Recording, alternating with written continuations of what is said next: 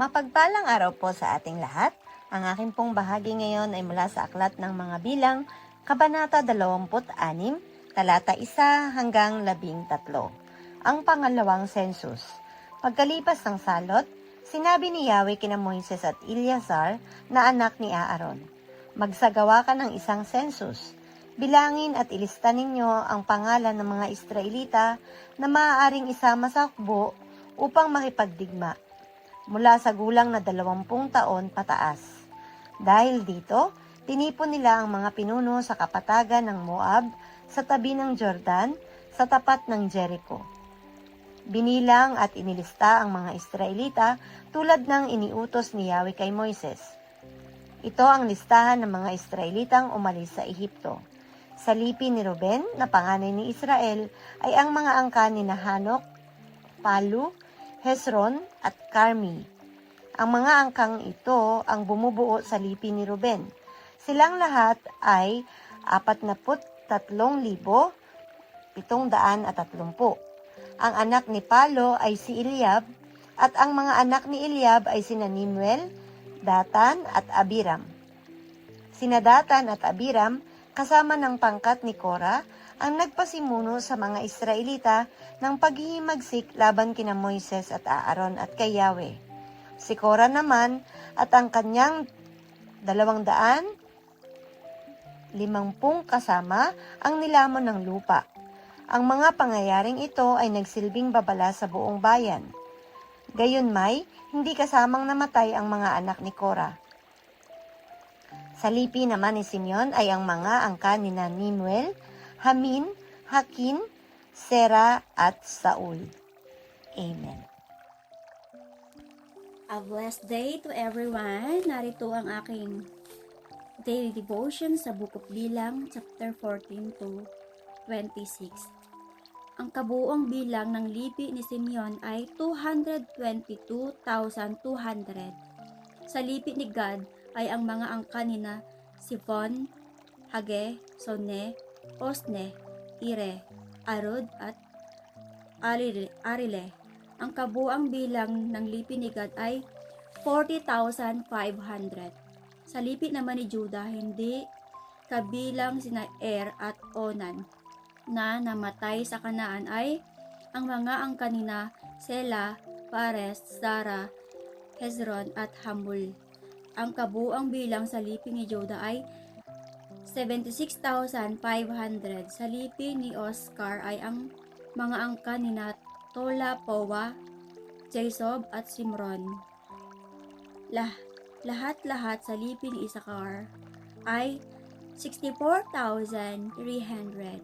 Sa lipi ni Sivilon ay ang mga angka nina Zered, Elon at Jael.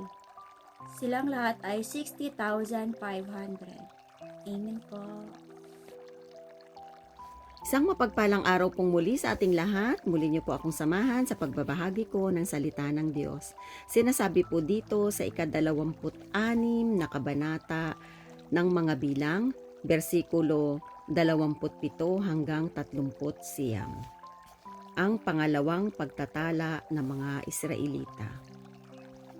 Lahat-lahat sila'y 60,500.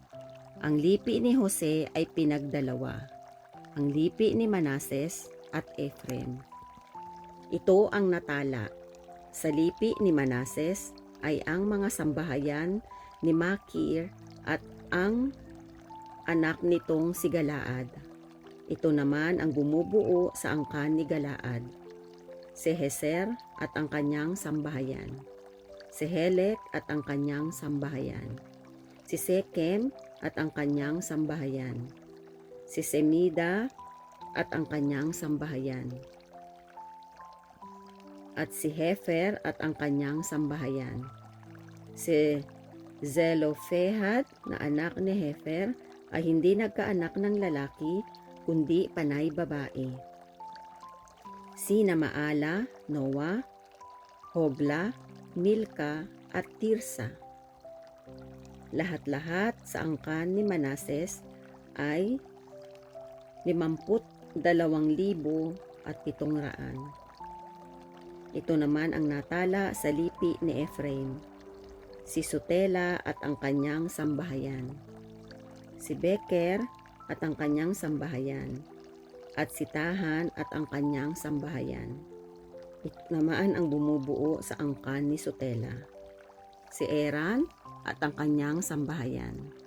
Lahat-lahat sa lipi ni Ephraim ay 32,500. Iyan ang 2 lipi na bumubuo sa lipi ni Jose.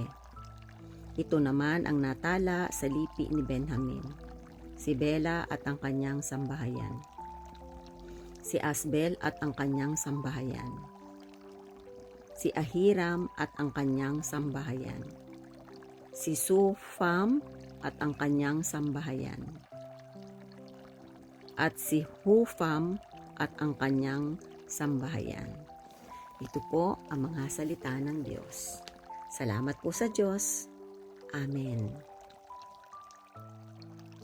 Ang aklat ng mga bilang, Kabanata 26, versikulo 40 hanggang 52, at ang sabi, at ang mga anak ni Bela ay si Ard at si Naaman. Kay Ard ang angkan ng mga Ardita, kay Naaman ang angkan ng mga Naamanita. Ito ang mga anak ni Benjamin ayon sa kanilang mga angkan, at yaong nangabilang sa kanila ay 45,600. Ito ang anak ni Dan ayon sa kanilang mga angkan. Kay Suham, ang angkan ng mga Suhamita. Ito ang mga angkan ni Dan ayon sa kanilang mga angkan. Lahat ng mga angkan ng mga Suhamita ayon sa nangabilang sa kanila ay 64,400. Ang anak ni Aser ayon sa kanilang mga angkan, kay Imna ang angkan ng mga Imnaita, kay Isui ang angkan ng mga Isuita, kay Beria ang angkan ng mga Beriaita. Sa mga anak ni Beria, kay Heber ang angkan ng mga Heberita, kay Malkiel ang angkan ng mga Malkielita. At ang pangalan ng anak na babae ni Aser ay Sera. Ito ang mga angkan ng mga anak ni Aser ayon sa nangabilang sa kanila, 53,400. Ang mga anak ni Neptali ayon sa kanilang mga angkan, kay Jazeel ang angkan ng mga Jazeelita, kay Guni ang mga angkan ng mga Gunita, kay Jeser ang angkan ng mga Jeserita, kay Selem ang mga angkan ng mga Selimnita. Ito ang mga angkan kay Neptali ayon sa kanilang mga angkan, at yaong nangabilang sa kanila ay 45,400. Ito yaong nangabilang sa angkan ni Israel, 601,730.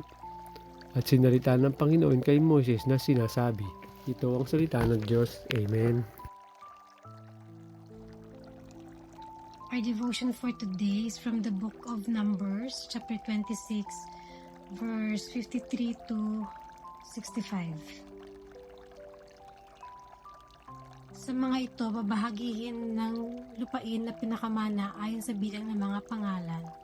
Sa marami ay magbibigay kayo ng maraming mana, at sa kaunti ay magbibigay kayo ng kaunting mana. At sa bawat isa ayon sa mga bilang sa kanya ay bibigyan ng kanyang mana. Gayon may babahagiin ng lupain sa pamagitan ng sapalaran ayon sa pangalan ng mga lipi na kanilang mga magulang ay kanilang mamanahin. Ayon sa sapalaran, babahagihin ng kanilang mana alinsunod sa dami o kaunti. Ito yaong nangabilang sa mga Levita ayon sa kanilang mga angkan. Kay Gerson ang angkan ng mga Gersonita, kay Kuwat ang angkan ng mga Kuwatiya, kay Merari ang angkan ng mga Merarita, at ang mga angkan ng Levi, ang angkan ng mga Libnita, ang angkan ng mga Hebronita, ang angkan ng mga Mahalita, ang angkan ng mga Musita, ang angkan ng mga Korita, at ang naging anak ni Kuwat, si Amram. At ang pangalan ng asawa ni Amram ay Jochebed, na anak na babae ni Levi, na ipinanganak kay Levi sa Ehipto. At ipinanganak niya kay Amram si Aaron at si Moises, at si Miriam na kapatid nila. At ang naging anak ni Aaron, si Nadab at si Abiyo, si Eleazar at si Ithamar. At si Nadab at si Abiyo ay namatay nang sila'y maghandog na ibang apoy sa harap ng Panginoon. At yung nagabilang sa kanila ay 23,000 lahat ng lalaki mula sa 1 buwang gulang ng patanda, sapagkat sila hindi nangabilang sa mga anak ni Israel, sapagkat sila hindi binigyan ng mana sa gitna ng mga anak ni Israel. Ito yaong nangabilang ni Moises at ni Eleazar na nasa saserdote, na bumilang ng mga anak ni Israel sa mga kapatagan ng Moab, sa siping ng Jordan sa Jericho. Ngunit sa mga ito ay walang tao sa kanila na ibinilang ni Moises at ni Aaron na saserdote na bumilang ng mga anak ni Israel sa ilang ng Sinai. Sapagkat sinabi ng Panginoon tungkol sa kanila, sila'y mamamatay na walang pagsala sa ilang at walang natira kahit isang tao sa kanila, liban kay Caleb na anak ni Jephunneh at kay Jose na anak ni Nun. This is the word of God. Amen.